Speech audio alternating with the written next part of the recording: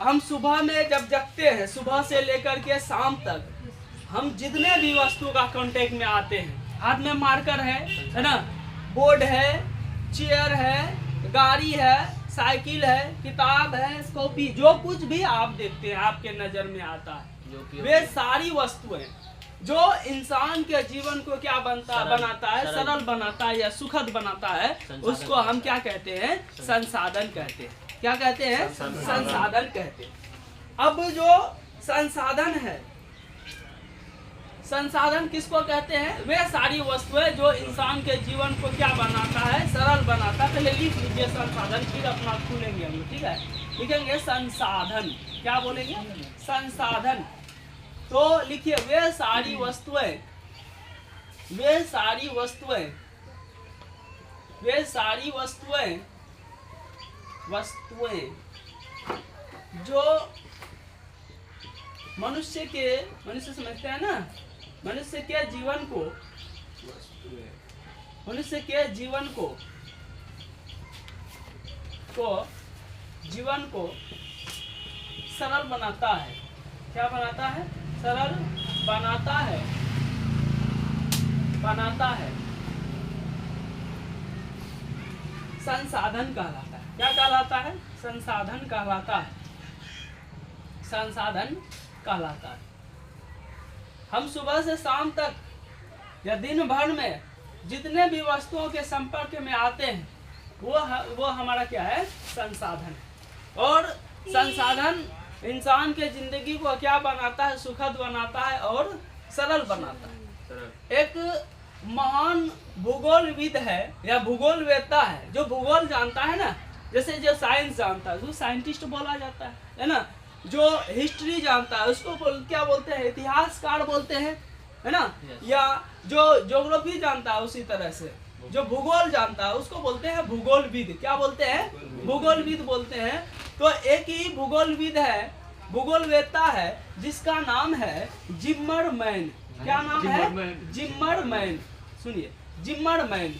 जिम्मरमैन का कथन है कि जिम्मरमैन के अनुसार, जिम्मरमैन का कहना यह है कि संसाधन होते नहीं, बनते हैं। संसाधन होते नहीं, संसाधन होते नहीं, बनते हैं, बनते हैं। संसाधन होते नहीं, बनते हैं। तो ये आप लाइन याद रखिएगा कि जिम्मरमैन के अनुसार ये क्या कहता है कि संसाधन होते नहीं, बनते। मतलब कि मान लीजिए कि अगर घर में जो पूरा बुजुर्ग लोग हैं, है ना, दादा दादी है ना, जो दादा दादी है, उसको अगर आप लैपटॉप दे दीजिए या बहुत बड़ा फोन दे दीजिए, वो चलाने ही नहीं जानेगा, तो उसका वो इस्तेमाल नहीं कर पाएगा।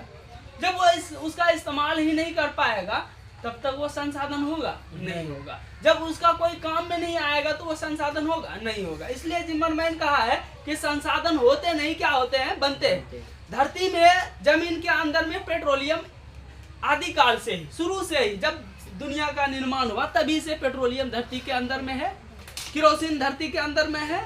लेकिन तब तक वो संसाधन नहीं हुआ जब तक हम लोग उसको निकाल करके क्या काम में नहीं लाए, है ना। तो इसलिए संसाधन होते नहीं, क्या होते हैं? बनते हैं। तो आप समझिए। और आवश्यकता, पहले इंसान आदि काल में क्या था, जो प्राचीन काल में इंसान सिर्फ खाने और सोने से मतलब था, उसको उतना जरूरत नहीं था, नीड नहीं था, तो उतना दिमाग भी वह नहीं लगाता। जब धीरे धीरे जनसंख्या बढ़ा, उसका आवश्यकता बढ़ा, तो जब आवश्यकता आविष्कार की जननी है, ये कहा जाता है कि आवश्यकता ही आविष्कार की क्या है? जननी है। आप समझ लीजिए, एक पहिए के बारे में समझ लीजिए कि लोग पहले तो या तो जानवर में सामान ढुआ करता था, है ना, गधे में लाद दिया या हाथी में लाद करके या घोड़े में लाद करके सामान एक जगह से दूसरे जगह लेके जाता था, या अपने सिर पर उठाकर पीठ पे लाद करके सामान को लेके जाता था। ऐसा हुआ होगा, कल्पना कीजिए कि ऐसा हुआ होगा कि मान लीजिए कोई सामान को एक जगह से दूसरे जगह लेके जाना होगा, उसको घिसका रहा है, और घिसकाने क्रम में कोई मान लीजिए कि कोई लकड़ी, गोल लकड़ी दे दिया या बांस दे दिया। जब उस वस्तु को उस बांस में रखा तो ये सर का और जब सरका तो वो आसानी से एक जगह से दूसरे जगह चले गया। तो फिर दिमाग लगाया लोग कि कहीं क्यों नहीं हम इसको जो है ना पहिया गोल काट ले। तो फिर वो क्या कर लिया, उसको इस तरह से क्या कर लिया, गोल काट लिया और बीच में क्या लगा दिया, धुरी लगा दिया, है ना। और दो पहिया लगा करके उसके ऊपर में सामान रख करके हाथ से खींचता। तो सोचा कि नहीं, एक काम करते हैं, ये पूरा लकड़ी नहीं रखते हैं, ये पूरे लकड़ी को यहाँ से बीच बीच से क्या करते हैं, निकाल देते हैं। यहाँ से बीच बीच से क्या करते हैं, निकाल देते हैं। पहले तो ये हुआ होगा कि सारा लकड़ी निकाल दिया होगा, और जब इसमें सामान रखा होगा ये तो टूट गया होगा। तो अब वो सोचा नहीं, बीच बीच में इसको छोड़ देते हैं मजबूती के लिए, ताकि मेरा पहिया टूटे नहीं। अब ये बना दिया। अब सोचा कि हम लोग हाथ से क्यों खींचेंगे, एक काम करते हैं, इसमें कोई जानवर लगा देते हैं, गधा लगा देते हैं। तो उसमें जानवर को लगा दिया, बैल को लगा दिया। बैल जब आसानी से क्या होने लगा, लेके जाने लगा। फिर क्या हुआ कि यहाँ पे फिर टायर का इस्तेमाल होने लगा, हवा वाला टायर का इस्तेमाल होने लगा, फिर इंजन का इस्तेमाल होने लगा। मतलब कहने का मतलब यह हुआ कि जब तक तो जरूरत नहीं होगा तो इंसान जो है उस चीज का आविष्कार नहीं होगा। तो आवश्यकता पहले तो आपको क्या, कोई चीज का क्या जरूरत होना चाहिए, फिर आविष्कार होता है। तो संसाधन होते नहीं, क्या होते हैं, बनते हैं। लेकिन संसाधन किसी भी देश के विकास में, आर्थिक विकास में महत्वपूर्ण भूमिका निभाता है, महत्वपूर्ण भूमिका निभाता है। लेकिन आप देखिएगा कि जैसे जापान है ना, जापान एक ऐसा देश है संसाधन की जहाँ संसाधनों की बहुत कमी है, लेकिन नंबर 1 पे, लेकिन ये विकसित देशों की श्रेणी में आता है ना। लेकिन हम लोगों के यहाँ संसाधन का कमी नहीं है, लेकिन हम लोग भी अभी भी विकासशील देश हैं। जापान से तो पीछे, विकसित तो हुए नहीं अभी तक। क्यों? क्योंकि यहाँ पे लोग, तकनीक है, क्या है, तकनीक है, ज्ञान है। जब आदमी बुद्धिमान हुआ है ना, आदि काल से धीरे धीरे जब बुद्धि हुआ आदमी को, तो चीजों का इस्तेमाल करने लगा। जब इस्तेमाल करने लगा तो फिर वो क्या हो गया, संसाधन बन गया। और जापान में तकनीक ज्यादा है, लोगों को बुद्धि ज्यादा है, टेक्नोलॉजी ज्यादा है, तो इसलिए जापान क्या है, आगे है। हम लोगों के पास संसाधन होते हुए भी हम लोग क्या है, पीछे है। क्योंकि हमारे पास क्या है, टेक्नोलॉजी नहीं है, नॉलेज नहीं है, ज्ञान का कमी है। इसलिए तो किसी भी देश का आर्थिक विकास में संसाधन का क्या होता है, महत्वपूर्ण भूमिका होता है। अब लिखेंगे संसाधन के प्रकार, इसको मिटा दें, ये वाला देख रहे हैं। और पहला जो वर्गीकरण है किसके आधार पर है, उत्पत्ति के आधार पर। उत्पत्ति के आधार पर संसाधन के प्रकार। तो उत्पत्ति के आधार पर संसाधन के कितने प्रकार होते हैं, 2 प्रकार होते हैं। एक होता है जैव संसाधन, कौन सा संसाधन, जैव संसाधन। और एक होता है आपका अजैव संसाधन, जैव संसाधन। और दूसरा है अजैव संसाधन, अजैव संसाधन। ये बहुत आसान है भाई। जैव संसाधन और अजैव संसाधन, सजीव वस्तुओं से प्राप्त संसाधन को जैव संसाधन कहते हैं, और निर्जीव वस्तुओं को क्या बोलते हैं, अजैव संसाधन बोलते हैं। संसाधन मतलब आपके हाथ में कलम है, निर्जीव है, तो ये आपका क्या हो गया, अजैव संसाधन। कपड़ा है, अजैव संसाधन। बेंच, टेबल, कुर्सी, ये सब क्या है, अजैव संसाधन।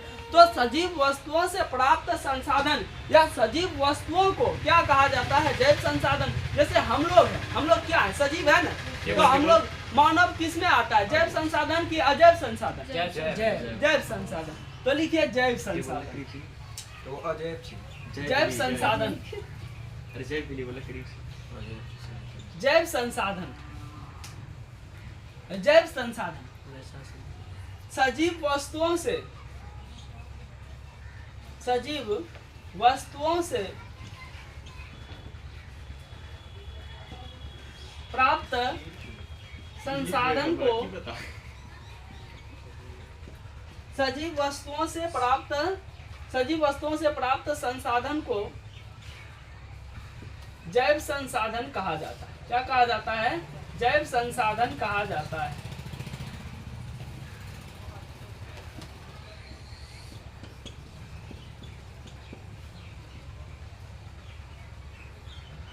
खाली साइंस भारतीय भवन का ले लीजिएगा, बाकी सब किताब एनसीईआरटी का लीजिएगा। जो किताब नहीं लिए हैं ये सुन। जैसे आपका क्या हो गया, मनुष्य हो गया, ये आपका क्या है, जैव संसाधन है, मनुष्य है ना।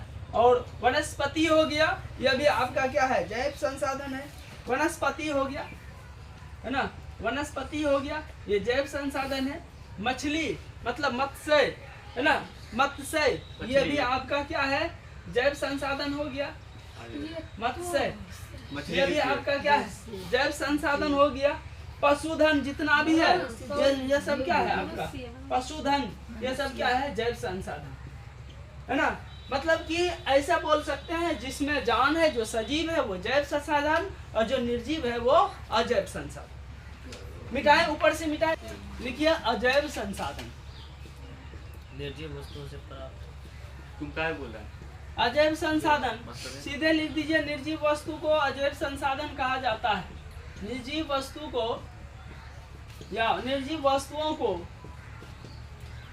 अजैव संसाधन कहा जाता है। क्या कहा जाता है, अजैव संसाधन कहा जाता है। अजैव संसाधन कहा जाता है। जैसे लिख लीजिए, जैसे में बहुत सारा होगा, बेथेरे है, लिखिए। चट्टान हो गया, धातु हो गया, खनिज हो गया। चट्टान मतलब पत्थर, चट्टान है ना, पत्थर चट्टान है ना। पत्थर बोलिए, चट्टान बोलिए, धातु, धातु बोलिए, धातु बोलिए, खनिज बोलिए है ना। ये सब क्या है आपका अजैव संसाधन है ना, इत्यादि कर दीजिए। जैव संसाधन सजीव वस्तुओं को जैव संसाधन, और निर्जीव वस्तुओं को क्या कहा जाता है, अजैव संसाधन। सीधी बात। अब लिखेंगे दूसरा पॉइंट, जो वर्गीकरण का हमारा दूसरा आधार है, जो वर्गीकरण का दूसरा आधार है, उपयोगिता के आधार पर संसाधन के प्रकार।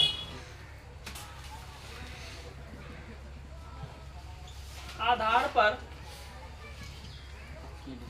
संसाधन के प्रकार, संसाधन के प्रकार। उपयोगिता के आधार पर संसाधन के प्रकार,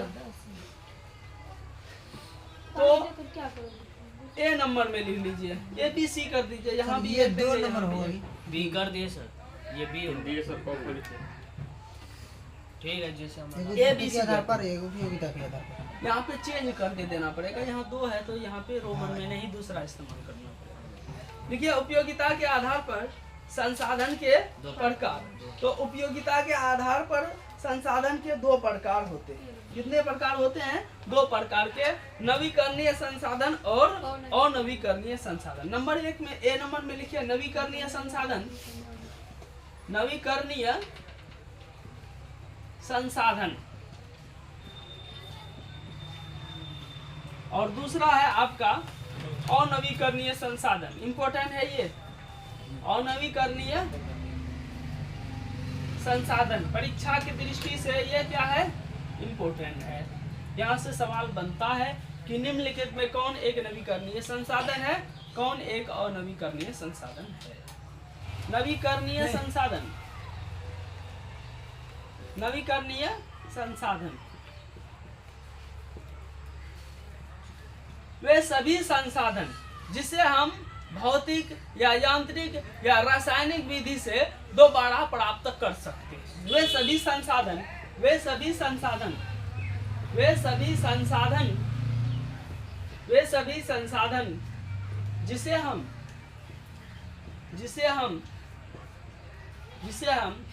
भौतिक रासायनिक या यांत्रिक विधि से, है ना, यांत्रिक विधि से पुनः प्राप्त कर सकते हैं। क्या कर सकते हैं, पुनः प्राप्त कर सकते हैं।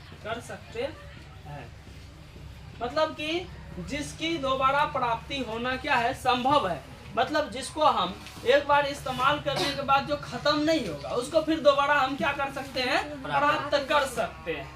जैसे कि ऑक्सीजन है, ये आपका नवीकरणीय संसाधन है। कि ज्यादा पेड़ पौधे को लगाएंगे और ऑक्सीजन वो देगा, है ना। जैसे जल है तो जल चक्र को अपना करके हमको जल दोबारा प्राप्त हो जाता है ना। जैसे कि सौर ऊर्जा है, सूर्य का प्रकाश है, उससे हमको ऊर्जा मिलता ही रहता है, वो खत्म नहीं होगा। और आपका पवन ऊर्जा है, उससे भी हमको ऊर्जा मिलता ही रहेगा, है ना। जैसे आपका जल ऊर्जा है ना, विद्युत ऊर्जा है, ये सब हम दोबारा प्राप्त कर सकते हैं। तो वैसा संसाधन या वे सभी संसाधन जिसको हम किसी भी भौतिक विधि से, किसी भी रासायनिक विधि से या किसी भी यांत्रिक विधि से प्राप्त कर सकते हैं दोबारा। पुनः शब्द को ध्यान में रखिएगा, जिसको हम दोबारा प्राप्त कर सकते हैं। तो वो हमारा क्या हो गया? नवीकरणीय संसाधन। जिसको हम दोबारा प्राप्त नहीं कर सकते वो अनवीकरणीय संसाधन। सीधे तौर पर यही याद रखिए। जैसे लीजिए, जैसे आपका हो गया सौर ऊर्जा, पवन ऊर्जा और आपका और भी जो किताब में उसको तो ध्यान में रखना ही है। जल, विद्युत, जल हो गया, जल को भी दोबारा प्राप्त कर सकते हैं, जल चक्र। विद्युत को भी दोबारा प्राप्त कर सकते हैं, बिजली दोबारा उत्पन्न कर सकते हैं ना। वन और वन्य प्राणी, वन हो गया, वन पेड़ पौधे को दोबारा लगा सकते हैं। वन्य प्राणी को भी हम क्या संरक्षण करके उसका जो है प्रजनन के द्वारा हमको फिर वो हमको प्राणी मिल जाएगा, है ना। सुरक्षित रखेंगे तो फिर क्या होगा? उसको बचा सकते हैं, उसको प्राप्त कर सकते हैं। जैसे काला हिरण, वो धीरे धीरे गायब हो रहा है, तो उसको संरक्षण देंगे, उसको रख रखाव करेंगे, उसका बचाव करेंगे, फिर जनन होगा, फिर तो हिरण आ जाएगा। तो ये हमारा ये सभी क्या है? नवीकरणीय संसाधन, जिसको किसी भी भौतिक या यांत्रिक या क्या बोलते हैं रासायनिक विधि से दोबारा प्राप्त कर सकते हैं, जिसको हम पुनः प्राप्त कर सकते हैं, ये सब कीवर्ड है, भौतिक, रासायनिक, यांत्रिक और पुनः।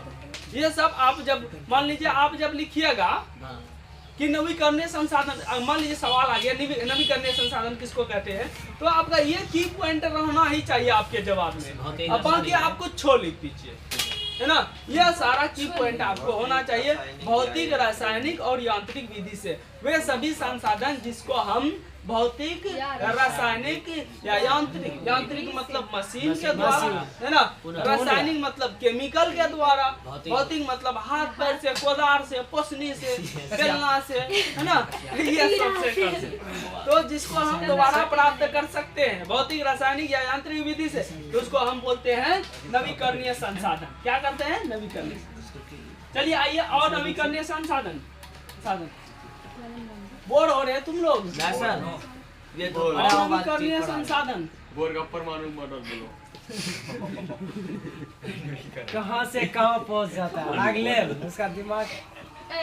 अनवीकरणीय संसाधन लिखिए, वे सभी संसाधन जिसका इस्तेमाल करने के बाद, है ना, या जो हजारों लाखों वर्ष में क्या हो जाएगा, जिसको प्राप्त करना जो है संभव नहीं है। वे सभी संसाधन, ऐसे लिखिए, वे सभी संसाधन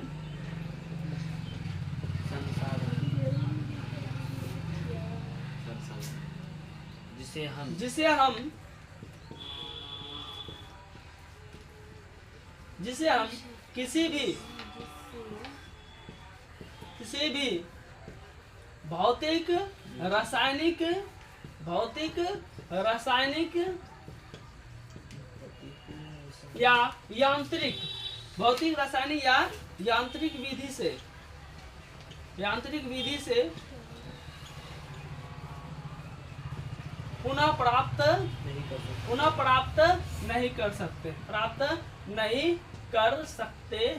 कर सकते हैं। अगर प्राप्त भी कर सकते हैं तो हजारों लाखों वर्ष लग जाता है। तो ऐसे सभी संसाधन को क्या कहते हैं? अनवीकरणीय संसाधन कहते हैं। या प्राप्त भी करेंगे तो हजारों लाखों समय लग जाएगा, हुआ ना जितना भी साल लगेगा, हजार लाखों वर्ष लग जाएगा, तो वो समझ लीजिए कि नहीं के ही बराबर। क्या पता उससे पहले दुनिया खत्म हो जाए। वो समझ लीजिए कि नहीं के, या जिसे प्राप्त करने में लाखों हजारों वर्ष लग जाते हैं, वो भी लिख देते हैं। या जिसे पुनः प्राप्त करने में, पुनः प्राप्त करने में, प्राप्त करने में लाखों